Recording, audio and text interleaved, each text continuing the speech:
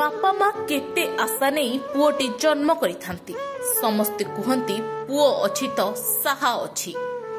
बापा मध्य निजको गर्व मने करे पुओटीर बाप होई। हेले मुंड को हाथ पाई गले से पुओ जदि बापा माँ को भाग मागिबो आउ नदेले अकथनीय निर्यातना देबो ताहले से बापा माँ को ऊपर कोन बितुथिबो टिके चिंता कले।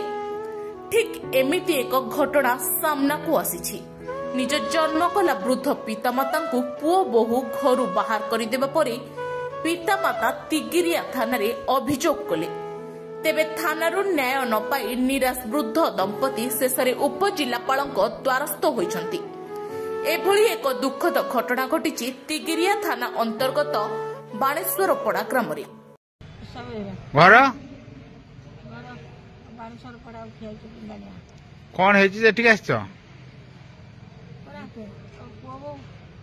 खाइया घर चढ़िले कल तो घर को जाते खाइया कम दबुनी तापरे मासे खाइया देगी भत्ता पैसा 3,500 नेला इंदिरा आशा आईला जे हेतुर 1,20,000 देले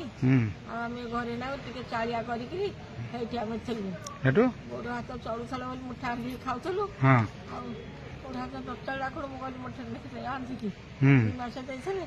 तो मिछ कथ कहिकरी हम सचरे गंडगोल कले हेटु पाठमुंड कले सेटु कोन हला सेटु कहले हम तो खाइया को दबोनी तू घर जा तापरे हम घर बाहर काइलो कोन कोड़े गला आसिक बाईपास रे बसिलु बाईपास रे गोटे डॉक्टर जे डॉक्टर कहलु हम टिके नै घर छाड़ी दो तो बिचारा छाड़ देला घर पास आइला रहिलो आ खोज लगे पत्ता बने लगे थाना रे कहिचो हां कोन कहले थाना थाना वाला किछ कहलो कुछ नै पुरा तापरे एठी कोन बेचो एठी थाना रे कहिबो हेटो ये कोन बुझु कि न बुझु देखिया कोन जदी न बुझिले